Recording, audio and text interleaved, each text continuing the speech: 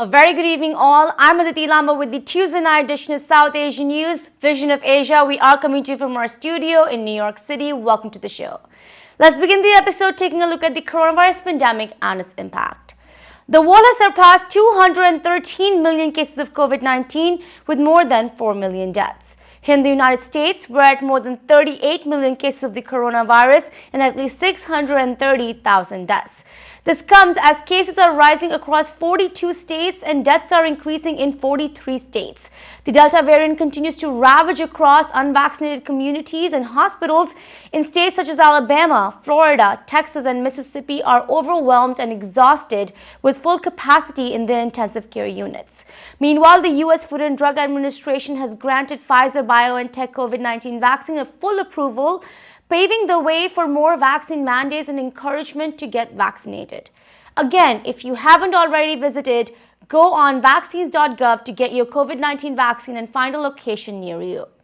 In Afghanistan, the situation remains quite dire for thousands of people wanting to escape the Taliban, and U.S. troops will still be withdrawn by August 31st. Several countries are trying to figure out what to do with an influx of Afghan refugees, and women's rights continue to be a key issue of concern with the Taliban takeover. We have tonight more on this and COVID-19 updates, so let's take a look at the headlines coming in. Biden sticks to August 31st U.S. troop withdrawal deadline, featuring veteran journalist Rohit Vyas. U.S. FDA grants full approval to Pfizer COVID-19 vaccine, Dr. Michelle Reja, New York. Press conference for Anupam Kher's Zindagi Ka Safar USA Tour 2021 in New Jersey. It's time for a short break on Vision of Asia South Asian News segment. We'll be right back. Don't go anywhere. Welcome back. I'm Aditi Lamba and this is Vision of Asia, Tuesday night episode of South Asian News. On coronavirus updates and more, the CDC has said that the number of deaths is on the rise amongst young people from the age of 18 to 29 and people in their 30s. Looking at the overall surge in cases, experts are pleading more than 90 million unvaccinated people to get vaccinated against the coronavirus to truly control this pandemic.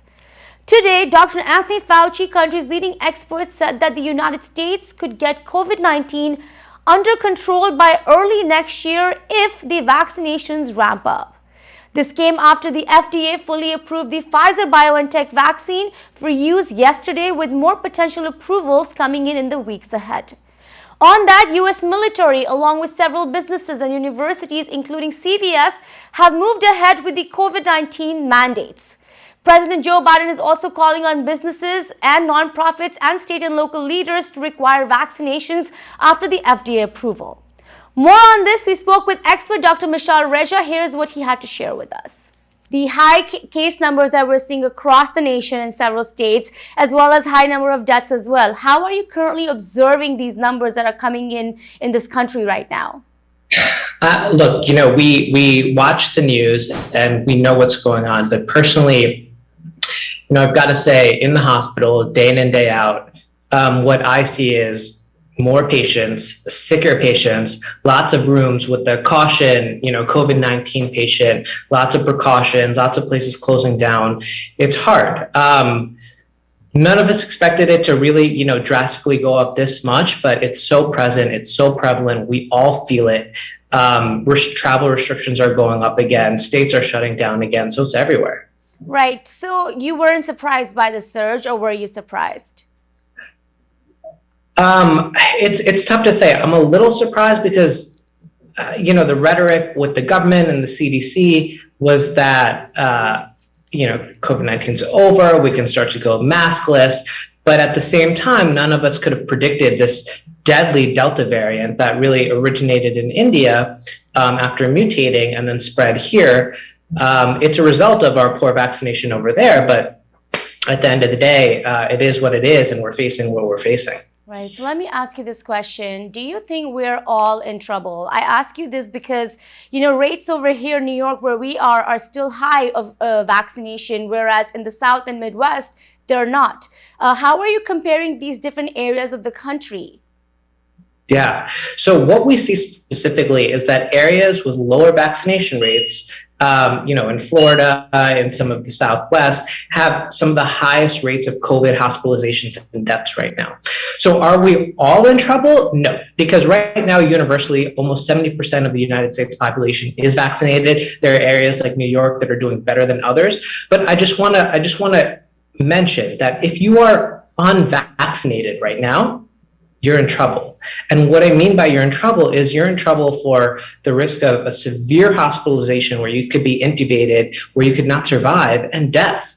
So that's what I want to focus on. If you don't have a vaccine, if you are not vaccinated right now, you're in trouble no matter where you are. But if you're fully vaccinated, the chances of you getting COVID, spreading COVID, getting severely hospitalized is extremely low, almost none. Let's talk about these hospitalizations a little bit. We're seeing children and adults under the age of 50 hitting the highest levels of hospitalizations we've seen so far in the pandemic. Why do you think that is happening right now? It's the population that didn't want to get vaccinated, unfortunately.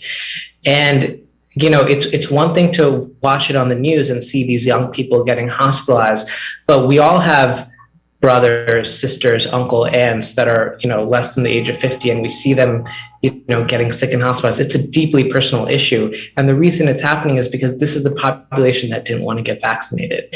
Now, we're past the point of, laying blame or anything like that. What we need to do now is try to encourage as many people as we can to get vaccinated. We need to protect our own family and our own friends and our own community so that they aren't the ones that are going to be hospitalized and die. Could you provide our viewers a picture of what's happening in certain hospitals across the nation that are reaching capacity? I'm sure you have colleagues or friends in these states that are working on the front line. What are you hearing? That's a great question. So first, I'll give you a personal perspective of what it's like for me, and then I'll tell you what it's like in the broader United States region. So personally, one of the hospitals that I do work in is a very inner city hospital in an area with high unvaccinated rates. So we're seeing lots of COVID hospitalizations, lots of people in stretchers, lots of people that are intubated, and lots of people that don't make it. And it's so sad watching these people get hospitalized and their families that have to deal with, watching their loved ones sick. And now when we spread out into the United States, into other states such as Florida or the Southwest or some of these states with lower vaccination rates, they are out of ICU beds. They're packed with kids and adults. The hospitals, the doctors and nurses are severely understaffed. Medication shortages are coming up again. Nurses are burned out extremely, and so are doctors. So it's almost like we were almost a year ago, and we need to, straighten this out. We need to get back on track to where we were a couple months ago before the Delta variant hit. The thing to remember is the Delta variant. So the Delta variant is a mutation of the original COVID strain, and it is more transmissible and more lethal. So the population that it's affecting them even harder. So around the United States, we are seeing sicker patients, higher death rates in these pockets of unvaccinated individuals. The situation right now, it's bleak. It's not a good situation. And it's also under the umbrella of people also want to go out. We've been through, how many years of this? We want to, send our kids to school. We want life to resume normally. So much of the population is vaccinated. Mask mandates are flip-flopping, wear it one day, don't wear it another day. So it's a tricky time, but that's what the situation is around the country. We have now a great news for fans of legendary Indian actor Anupam Kher.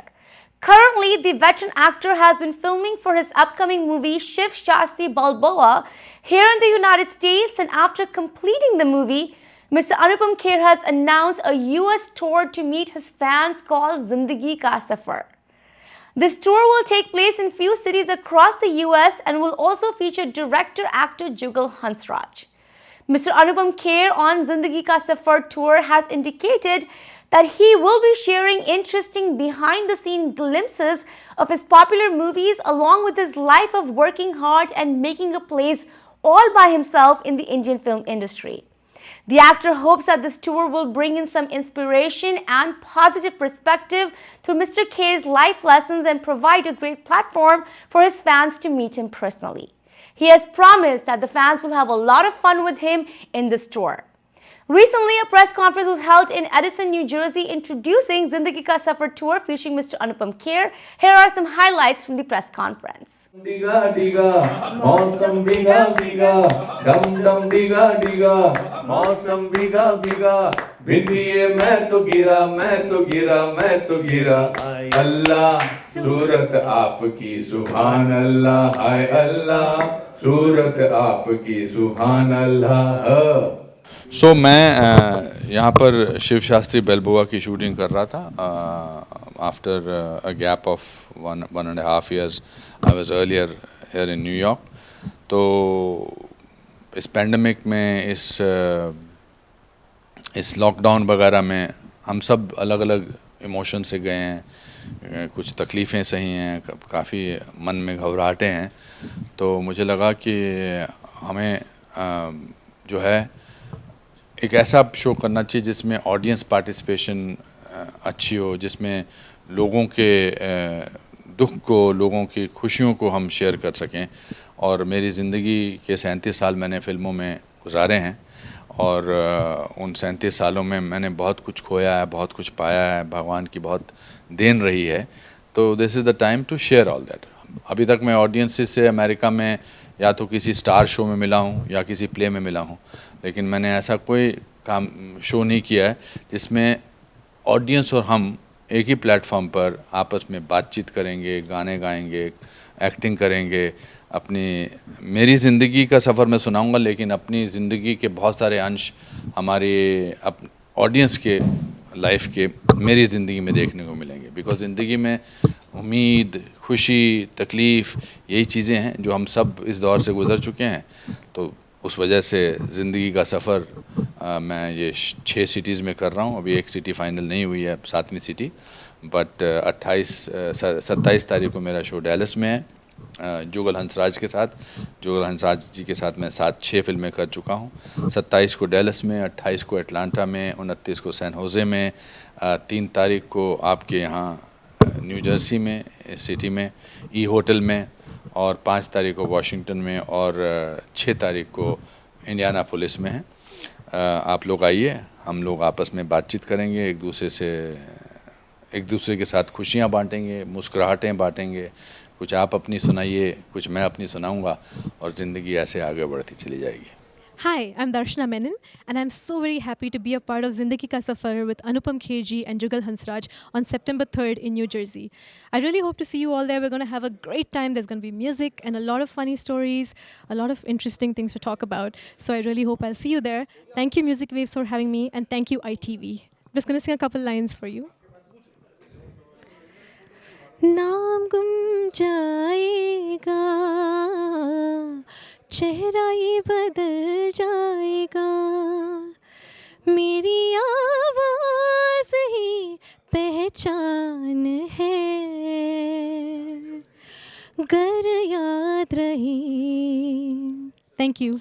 I'm very excited to be a part of this very interesting show called Zindagi Ka Safar with Mr. Anupam Kher. I'm actually honored that he asked me to be a part of it and host the chat with him in several cities in the USA.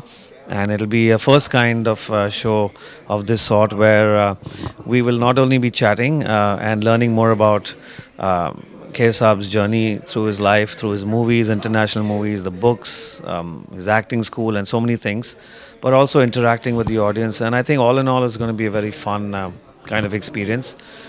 And entertainment is, what it's all about. And I think I'm looking forward to that very much, and to meet everybody in the various cities. Thank you. Hello, namaste everyone. My name is Sharmila Hudda and I'm the national promoter for Zindagi Ka Safar with the pioneer himself, Anupam Kher and Jugal Hansraj. We are launching the show today in USA where Anupam sir will be taking us through his safar of 519 movies as a global actor in Bollywood and Hollywood.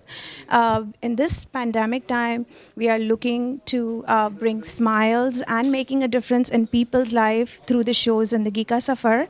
Zindagi Ka Safar is happening 27th of August in Dallas, 28th of August in Atlanta, 29th in San Jose, and 3rd September in New Jersey, 5th September in Washington, and 11th September in Indianapolis. Through this pandemic time, please come join us and make a difference in your life with Zindagi Ka Safar. And I would like to thank ITV Gold for covering this event for us, and we are humbled and grateful and looking forward to seeing all of you guys for a venue near you. Thank you. Hello everyone, this is Azim, And this is Rupinder Nair. and we are bringing you the one and only legendary artist Anupam Kher's show on September 3rd, which is a Friday at the E Hotel in Edison, New Jersey.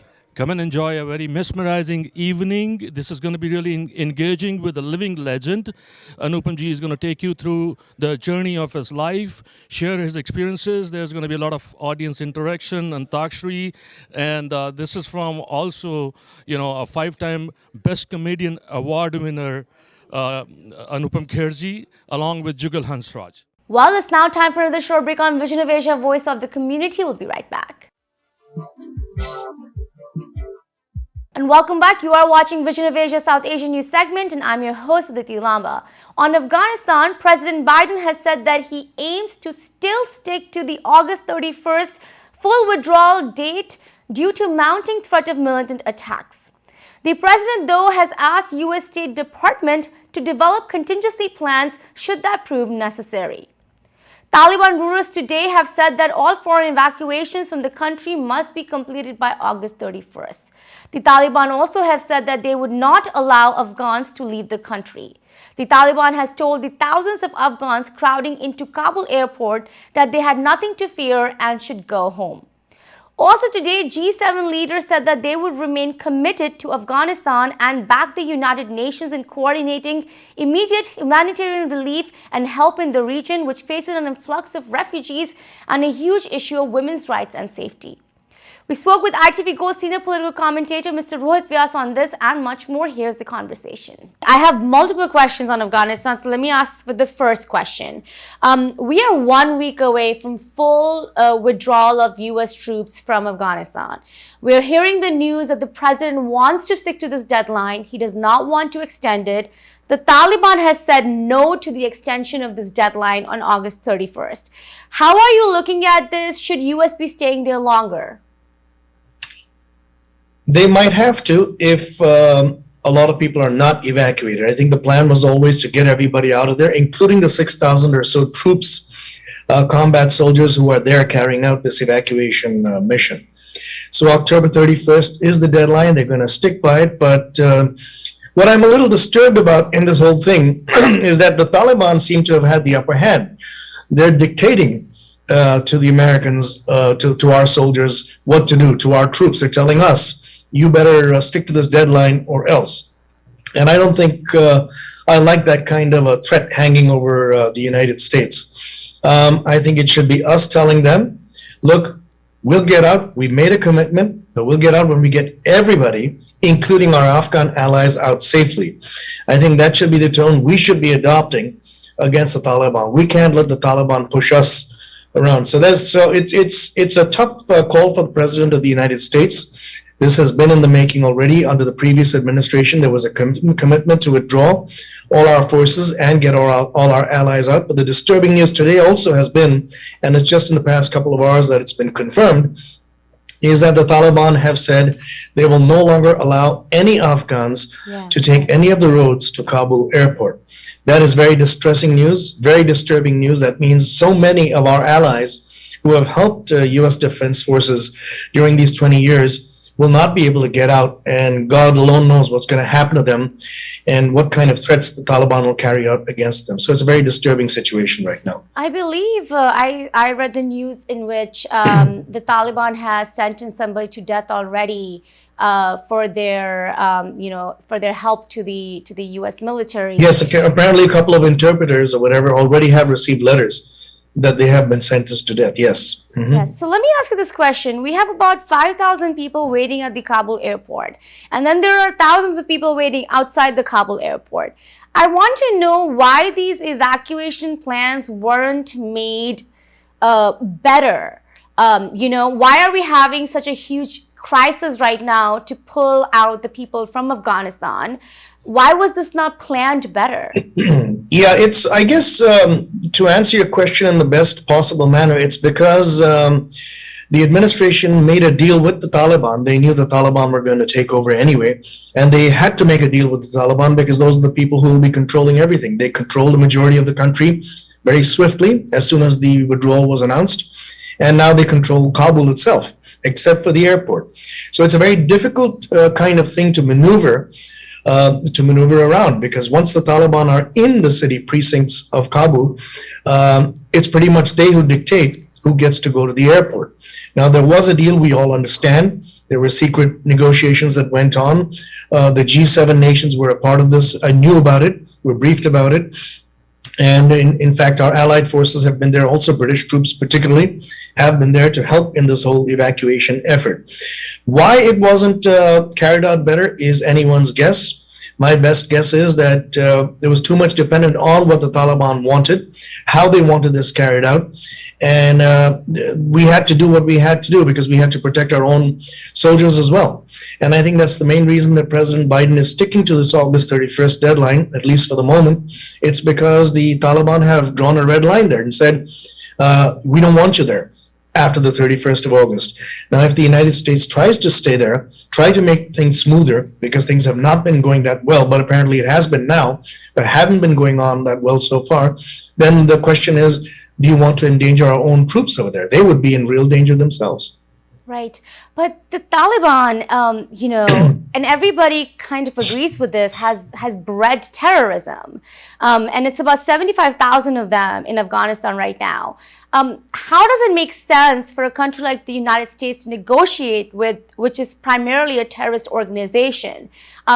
That doesn't make any sense to a lot of people. How are you looking at that? Well, it's either you negotiate with whoever is there and has taken over. You see, the Afghan government, don't forget, collapsed. Correct. It imploded, basically. The Afghan troops were trained by the Americans, but they just gave up. They gave up, and nobody expected them to give up as quickly as they did. The president, Ashraf Ghani, decamped. He fled the country himself. So you've basically left the city of Kabul, the capital, headless, with nobody in charge. So what happened? The Taliban walked in. Now, who do you negotiate with when you want to withdraw and get your troops out of there, as the commitment was made by two administrations now, the Trump administration and this administration? Now, what do? You negotiate with whoever is in power to the best of your ability.